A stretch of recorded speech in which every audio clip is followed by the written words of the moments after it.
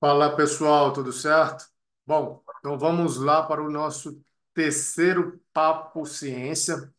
Então hoje o tema da aula é bem interessante, que é sobre a divisão da sessão de treinamento. Será que é realmente importante parcelar aí a sessão de treino? Bom, mas antes de começarmos a aula, se você ainda não é inscrito em nosso canal, por favor, faça sua inscrição. Com isso, você com certeza irá ajudar no desenvolvimento de novos programas aqui para o canal, de novos vídeos. Então, com certeza, a sua inscrição ela faz toda a diferença. E se você ainda não tem o meu mais novo livro, Ciência e Prática do Fitness Funcional, basta clicar aqui na descrição do vídeo que você terá acesso ao link para poder fazer a aquisição desse meu mais novo livro. Beleza? Então vamos lá começar a apresentação. Bom, então como eu falei, hoje é um debate crescente sobre a real importância da divisão da sessão de treino. Mediante a profissionalização do esporte, nós percebemos então a importância de que cada detalhe da sessão de treinamento irá impactar diretamente na qualidade e no desenvolvimento do atleta. E esse é um tema que tem sido discutido recentemente, que é a qualidade do treinamento. Então, o atleta, ele, quando sofre uma derrota, quando ele não tem um resultado almejado, geralmente a culpa dessa falta de sucesso ela é principalmente atribuída ao treinador. Então, muitos contestam se esse treino foi realmente eficaz, se a programação de treino, a periodização, ela foi realmente feita da maneira correta, em virtude do atleta não ter alcançado aquele objetivo que possa ser uma classificação, subir no pódio ou até mesmo ser campeão de uma importante competição. Mas nós sabemos que existem inúmeros fatores que não dependem apenas do treinador, não depende apenas da programação e da periodização, mas depende principalmente do atleta. Então, a qualidade do treinamento, ela impacta diretamente aí nessas respostas adaptativas ao treino. Então, o atleta ele precisa entender que as escolhas, né, seja antes, durante ou após o treinamento, ela acabará impactando aí na performance do atleta. Sabendo que hoje, cada vez mais, os atletas de alto rendimento da modalidade estão se desenvolvendo mais, estão treinando com mais afinco aí para que os resultados possam aparecer. Cada detalhe, com certeza, irá determinar para o sucesso dele. Bom, e hoje nós sabemos que uma sessão de treino do fitness funcional, ela engloba a parte do aquecimento, da mobilidade, a parte do trabalho e desenvolvimento da força e da potência, a parte do condicionamento metabólico para os atletas mais desenvolvidos, aqueles com menor experiência ou os mais iniciantes precisam desenvolver também uma parte de aquisição de movimento, que seria o trabalho de ginástica, um trabalho para focar mais nesses exercícios que são deficitários para esses atletas. E aí, finalizando então a sessão com o condicionamento cardiovascular. Lembrando que a ordem desses exercícios, elas podem variar de acordo com a fase da periodização, de acordo com a ênfase da programação do treinamento. Como eu já falei aqui inúmeras vezes, hoje o treino cardiovascular ele é feito no final da sessão, porque nós sabemos que poucas provas realmente testam o condicionamento cardiovascular puro, né? Então, provas 100% de endurance, por exemplo, 5K de corrida, ou uma prova só de natação, uma prova só de remo. Mas hoje eu acredito cada vez mais que o condicionamento cardiovascular ele vai assumir um protagonismo, ou seja, se você realizar apenas o condicionamento cardiovascular no final da sessão de treino, você vai acabar tendo um déficit em relação ao seu condicionamento cardiovascular. Então, acredito que cada vez mais esse condicionamento cardiovascular ele precisará estar no começo da sessão em alguns dias, por exemplo, aqui na quarta ou no sábado. Então, com isso, essa sessão de treinamento sendo extremamente volumosa, tendo vários componentes do desenvolvimento da aptidão física dentro de uma sessão de treino. Se o atleta ele realizar somente se o atleta realizar em uma sessão só todos esses componentes do treino, consequentemente, poderá haver um prejuízo no desenvolvimento da sua performance. Então, nós precisamos entender o que os estudos têm demonstrado em relação a isso. Então, será que dividir a sessão duas vezes? Uma primeira parte, a parte do LPO, a parte do desenvolvimento da força, seguida de um condicionamento metabólico, depois na segunda sessão, condicionamento metabólico e o endurance, ou dividir a primeira sessão, o LPO e a força, a segunda sessão só o condicionamento metabólico e a terceira sessão só o endurance, também seria uma outra opção.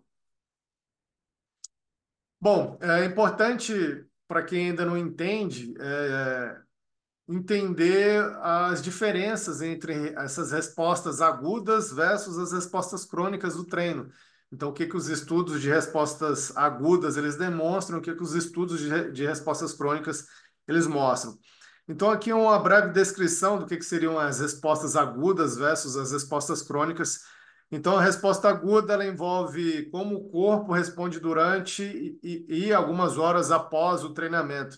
Então, por exemplo, o aumento da resposta do lactato, o aumento da frequência cardíaca, o aumento da percepção subjetiva de esforço, o aumento de determinados hormônios, por exemplo, cortisol, testosterona, o aumento de algumas citocinas após o treinamento, durante o treino, alguns dias depois, o aumento da creatina quinase.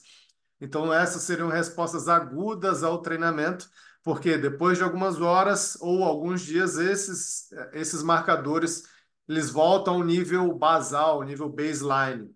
Já as respostas crônicas está diretamente envolvido nas adaptações que o corpo desenvolve ao estresse repetido durante as sessões de treinamento. Então, se você soma essas respostas agudas durante algumas semanas, alguns meses, o seu corpo irá criar mecanismos de adaptação para se, né, principalmente para se proteger. Então, nós temos o aumento do VO2 máximo, o aumento da resistência muscular localizada, o aumento da força, que seriam respostas diretas aí atreladas à performance dos atletas. Mas nós sabemos que tem outras adaptações agudas, outras adaptações crônicas que o corpo sofrerá em virtude de uma sessão de treino ou várias sessões de treinamento. Então, aqui é um exemplo de um livro básico de fisiologia do exercício, como essas respostas agudas, no caso aqui de treinamento de endurance, ele pode estar diretamente atrelado às adaptações crônicas. Então, como nós podemos observar aqui, que uma sessão aguda de treinamento aeróbio irá diretamente influenciar em algumas enzimas associadas ao metabolismo do cálcio, ao metabolismo em relação ao sistema de energia da adenosina trifosfato, o aumento de radicais livres, e com isso, essas respostas agudas desses metabolismos, alteração de enzimas e proteínas, irão influenciar no aumento de uma substância muito importante aí para o desenvolvimento do metabolismo oxidativo, que seria então o PGC1-alfa. Então nós sabemos hoje que o PGC1-alfa, o aumento dele está diretamente atrelado à biogênese mitocondrial, que é um dos fatores periféricos atrelados aí ao aumento da capacidade cardiovascular. Então, agudamente, nós temos a alteração dessas enzimas, dessas proteínas, que no decorrer do tempo irá influenciar no aumento crônico do PGC1-alfa, no aumento agudo do PGC1-alfa, para que cronicamente também influencie na biogênese mitocondrial e com isso possa ser que altere aí o desenvolvimento, a performance em esporte de endurance. Não só de endurance, hoje nós já sabemos também que os treinamentos de força, principalmente o treino de resistência muscular localizado, ele pode ter alterações aí na biogênese mitocondrial via o PGC1-alfa.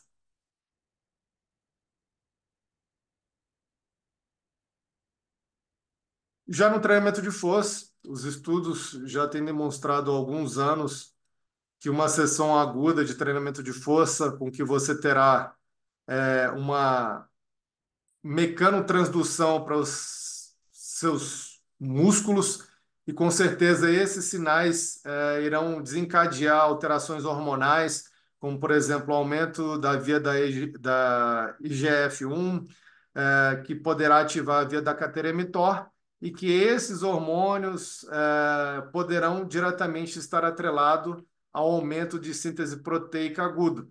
Agora, cronicamente, nós já sabemos que não necessariamente somente a ativação dessas vias poderão estar atrelado à hipertrofia muscular, mas é um dos mecanismos associados aí com a hipertrofia. Então, ou seja, a resposta aguda do treinamento, ou seja, o estímulo, ele altera os seus níveis hormonais, que pode alterar esses mecanismos que estão diretamente associados à síntese proteica. E que cronicamente isso poderá alterar os seus níveis de hipertrofia muscular, que é um dos mecanismos que pode explicar aí a alteração da força muscular. Então, essa resposta aguda, ou seja, a sessão de treinamento, ela altera os seus níveis hormonais, a ativação de determinadas substâncias que poderão estar atreladas, então, à hipertrofia. E, cronicamente, o treinamento, somado que inúmeros outros fatores, poderão alterar a hipertrofia muscular. Então, essas são as principais diferenças em relação às respostas agudas e crônicas. Então, nós sabemos que se uma sessão de treinamento, por exemplo, você tem um menor volume de treino, somado isso cronicamente, você pode ter uma interferência em relação às suas adaptações crônicas. Bom, e o que os estudos têm mostrado em relação às adaptações, sejam respostas agudas versus crônicas, em relação à divisão do treinamento? Então, eu trouxe alguns artigos aqui para vocês, que mostram essas diferenças. Então, esse estudo é um estudo bem recente, onde eles avaliaram 24 praticantes com experiência no treinamento de força e submeteram eles a dois protocolos distintos. Uma sessão de treino onde eles realizaram todas as 8 séries de uma única vez. Eles realizaram 10 repetições com 70% de um RM e 75 segundos de intervalo entre cada uma dessas séries. Já no outro protocolo, eles realizaram 2 sessões no mesmo dia. Uma sessão com 4 sets, 10 repetições com 70% de um RM, 4 horas de intervalo, e aí eles realizaram então mais 4 séries com 10 reps com 70% de um RM e 75 segundos de intervalo entre as séries. E aqui eles recomendaram então que eles começassem com 70% de um RM e realizassem as 10 repetições. Se caso eles não conseguissem realizar na próxima série as 10 repetições, eles fizeram uma sugestão para que os participantes reduzissem a carga para que pudessem manter essas 10 repetições. Então, aí eles avaliaram a diferença do percentual de carga trabalhado entre quem realizou uma sessão e quem realizou 2 sessões de treinamento. Então, como vocês podem observar aqui no gráfico, fica evidente que quem realizou apenas uma sessão de treino teve uma queda bem brusca aqui em relação ao percentual de um RM trabalhado, diferentemente do que quem trabalhou com 2 sessões de treino. Então, eles mostram que quando os praticantes realizavam essa quebra aí da sessão, descansavam 4 horas para realizar a segunda sessão de treino, eles tinham, então, um maior percentual de um RM trabalhado para manter essas 10 repetições, diferentemente de quem trabalhou apenas com uma sessão de treinamento. Então, apesar do volume ser igual de repetições, todos realizaram, então, 80 reps, mas o percentual de carga trabalhado em cada uma dessas séries, principalmente nas 4 últimas séries, foi bem diferente entre quem realizou 2 sessões versus quem trabalhou uma sessão direta.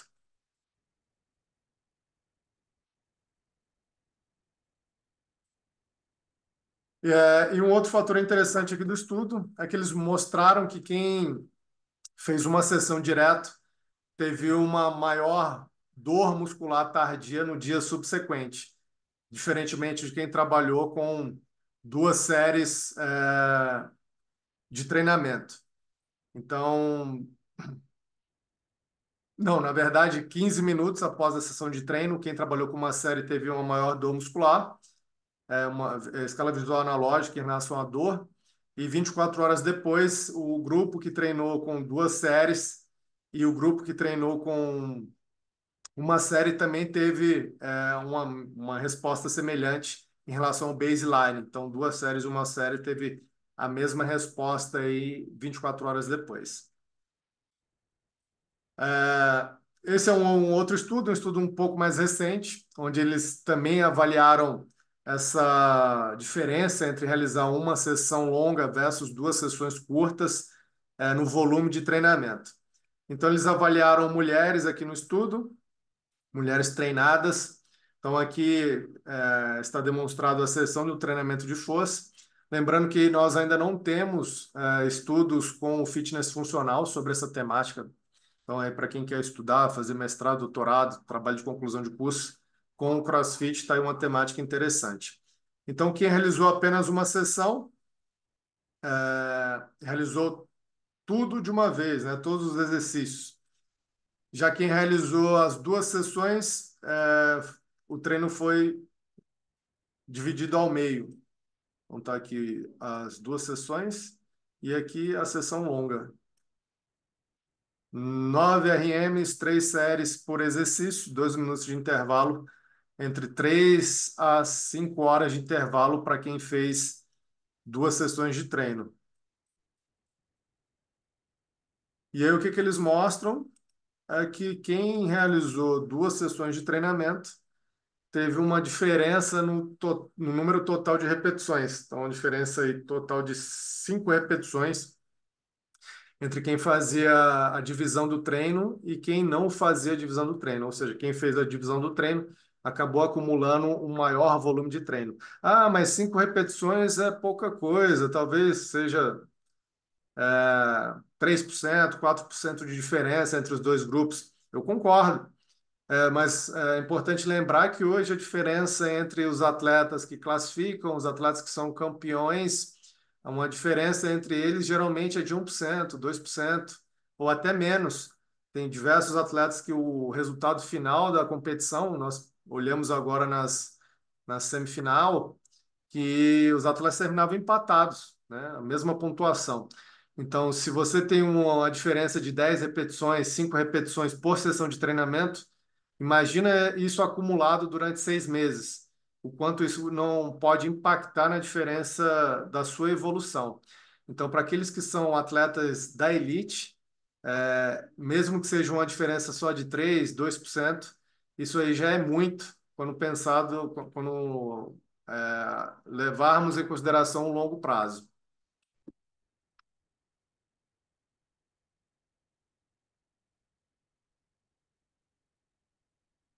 Bom, e aí, agora analisando os estudos crônicos, o que nós podemos perceber é que existe uma grande carência de estudos sendo desenvolvido no longo prazo com essa temática. Então, e quando são feitos, são geralmente estudos de curta duração, ou seja, a qualidade e a capacidade de a gente trazer essas informações para a prática é bem reduzida. Então, aqui eles compararam em quem fazia a sessão completa versus quem dividia a sessão de treinamento em pessoas com experiência no levantamento olímpico. Então, eles utilizaram 10 competidores nacionais, onde um fazia o treino completo, um grupo, né, não dividia a sessão de treino, e um grupo que dividia a sessão de treinamento, com 3 semanas só de duração do estudo. Então, pô, é meio difícil a gente ter conclusões robustas, uma diferença significativa muito grande, com 3 semanas de treinamento. Mas é que eles mostram que, mesmo com 3 semanas de treino, já apareceram algumas diferenças que poderiam beneficiar quem treinava com duas sessões de treino. Então, por exemplo, a ativação eletromiográfica, a força isométrica e o aumento aí do RM do clean and jerk. Mas lembrando mais uma vez que 3 semanas é um período bem curto para que possamos ter grandes conclusões em relação à alteração na performance. Então, lembrando que tem alguns blocos aqui dentro da programação do Hércules que duram, sei lá, 3, 4 meses. Então, 3 semanas não é muita coisa. Esse aqui é um outro estudo, agora um estudo de grupo de pesquisadores brasileiros, professor Charles Lopes, onde eles avaliaram novamente essa divisão da sessão de treinamento nas alterações da hipertrofia e da força muscular durante 8 semanas. Eles utilizaram homens com experiência no treinamento de força. 8 semanas, mais uma vez, um estudo de curta duração. Lembrando, é melhor nós termos é, estudos de curta duração do que não ter nada, né? Mas, mais uma vez, a gente conseguir transferir isso para um mundo real, para o longo prazo, é mais difícil. Então, aqui a programação de treino deles, em relação a quem fazia uma sessão direta e quem fazia a divisão aí da sessão durante o dia. Então, o que nós podemos observar é que quem fazia a sessão dividida, eles realizavam todos os exercícios, só que com um menor volume. Aí repetia essa mesma sessão de exercício na segunda sessão, no período da tarde, diferente de quem realizava a sessão de uma vez só, que faziam a série completa para todos os exercícios em um único turno. E o que eles mostram é que houve diferença nos ganhos de força, é, mas não houve diferença na hipertrofia muscular, né? Interessante, porque o volume de treino é uma das premissas aí que estão diretamente atreladas à alteração da hipertrofia. Mas por serem pessoas já treinadas, o estudo com duração de 8 semanas, acho que precisaria de mais tempo para ter observações em relação a ganhos de hipertrofia. Mas aqui fica óbvio que um dos maiores benefícios para quando você divide a sessão de treino, é você acumular um maior volume de treino. Então, como observado aqui na imagem, quando os praticantes realizavam essa divisão, a qualidade do treino era maior, o volume de treino era maior, e como eu já comentei, isso no longo prazo pode ajudar muito o atleta a desenvolver mais o seu condicionamento físico. Bom, então concluindo, o parcelamento da sessão de treino induz em maior qualidade do treino, ou seja, maior número de repetições e intensidade, é, e menor, né? Aquele estudo ele mostra que quem treina com o maior volume, ou seja, faz uma sessão completa, geralmente tem maior percepção de esforço, maior desconforto, quando comparado quando essa sessão de treino ela é mais espaçada, ou seja, você consegue parcelar a sessão de treinamento. Esse tempo de recuperação entre a sessão de treino é um ponto de interrogação, porque os estudos ainda não são conclusivos em relação a isso. Os ganhos de força, então, parecem ser melhor quando o parcelamento do treinamento acontece. Então, como eu já comentei, se você tem um maior volume de treino, isso no longo prazo parece favorecer os ganhos de força e potência quando comparado a quem faz o treino em uma única sessão. Só que aí tem o contraponto. Não é todo mundo que consegue ter essa gestão de tempo para que frequente o box 2 a 3 vezes por dia. Então, isso com certeza é um desafio para quem não vive a vida de um atleta, porque o atleta ele tem teoricamente o dia para treinar, então ele pode, é dever dele conseguir treinar de manhã, à tarde, talvez até um outro período à noite. Agora, quem não vive, né, do esporte, quem precisa ter uma rotina de trabalho, de estudo, fica mais complicado você conseguir fazer essa gestão de tempo e, consequentemente, treinar 2 ou 3 períodos no dia. Mas que fique claro, né? É muito melhor você fazer a sessão de treino completo em uma única sessão do que não fazer. Você pular alguma etapa do treinamento, por exemplo, não vou fazer o cardio, não vou fazer o LPO, não vou fazer a força hoje. Então é muito melhor você fazer tudo de uma vez do que deixar alguma parte do treino de ser feita. Mas, obviamente, se você puder dividir, os estudos têm demonstrado que é a melhor opção em relação a ganhos de aptidão no longo prazo. Beleza? Então é isso. Espero que vocês tenham gostado. Qualquer dúvida, qualquer comentário em relação à apresentação dos artigos, podem deixar aí nos comentários. Valeu, pessoal.